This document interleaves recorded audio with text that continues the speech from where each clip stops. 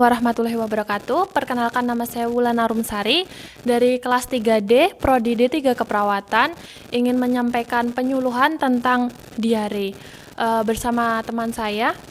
Saya Rima Melati dari kelas 3D Program Studi D3 Keperawatan di TSPK Muhammadiyah Surakarta. Baik, bisa kita mulai ya Mbak ya. Nah, diare. Jadi apa sih itu diare ya Mbak? Jadi diare itu adalah kondisi yang didefinisikan oleh peningkatan frekuensi defekasi lebih dari 3 kali sehari. Jadi kita tuh BAB 3 kali dalam 1 hari, bahkan bisa lebih. Nah, itu BAB-nya biasanya cair, fesesnya itu cair, terus kadang kayak nggak banyak ampas tapi cair gitu Pak Mbak.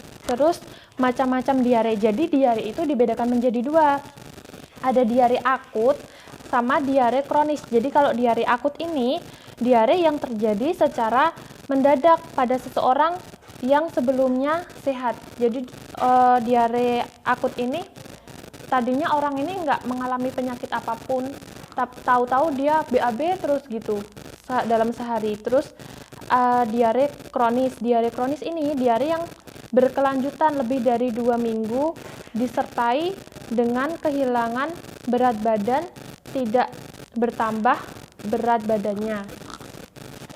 Nah, lalu ada etiologinya. Etiologi menurut Burnett dan Sudet. Nah, etiologi menurut Burnett dan Sudet tahun 2014 ini frekuensi infeksi itu bakterinya banyak. Misal ada Shigella, Salmonella, Vibrio, kolera. Nah, ada juga virus penyebabnya. Terus faktor parental itu infeksi di bagian tubuh lain, misalnya oma, sering terjadi pada anak-anak. Lalu ada faktor malaborsi, karbohidrat, lemak, protein. Terus ada faktor makanan. Jadi makanan basi, makanan beracun, terlampau banyak lemak, sayuran yang nggak sehat, yang sayuran yang udah layu kayak gitu biasanya bisa menyebabkan diare.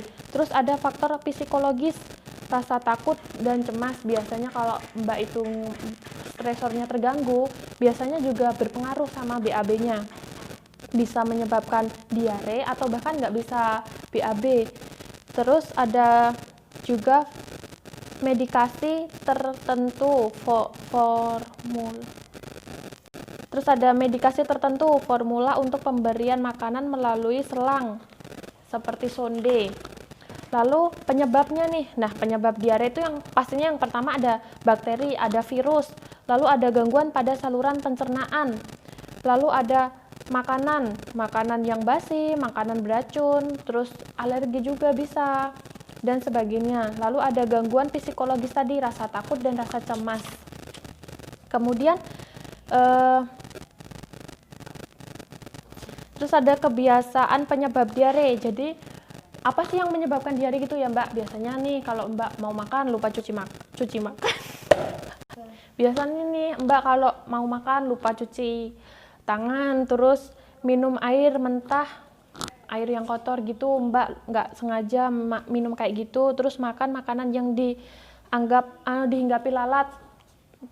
Terus ada buang air besar di sebarangan tempat, terus lingkungan rumah yang kotor, sampah berserakan, itu bisa menyebabkan diare. Lalu tanda dan gejala diare itu ada ini Mbak, peningkatan frekuensi defekasi. Jadi Mbak itu lebih suka merasakan mulas perutnya, terus kram abdomen disertai dengan gemuruh di usus tadi ya, kayak mulas-mulas gitu. Terus ada feses cair. Jadi kalau Mbak BAB fesesnya cair, nggak padat dan nggak lumer lunak gitu. Terus ada terdapat lendir darah biasanya kalau terlalu sering BAB. Kemudian ada cipratan minyak pada cairan toilet. Nah, akibat jika diare ini tidak ditangani, maka Mbak banyak nih kehilangan cairan yang berlebihan. Kemudian karena akibatnya itu terjadilah penurunan kesadaran. Nah, karena ini kesadaran Mbak udah turun, jadilah kematian. Jadi orang kalau menyepelekan cuman diare nggak apa-apa gitu, sebenarnya juga nggak bagus, karena diare ini kalau dibiarkan lama-lama nggak ditanganin bisa menyebabkan kematian. Terus cara penanganan diare, ada beberapa cara nih Mbak penanganan diare. Misal ada memberikan oralit, terus ada mencegah dehidrasi dengan meminum air putih yang banyak. Jadi kita kalau diare harus minum air putih yang banyak biar nggak dehidrasi. Terus dengan ramuan herbal. Nah, di sini saya akan mengajarkan nih cara mengobatinya dengan herbal, yaitu dengan merebus daun biji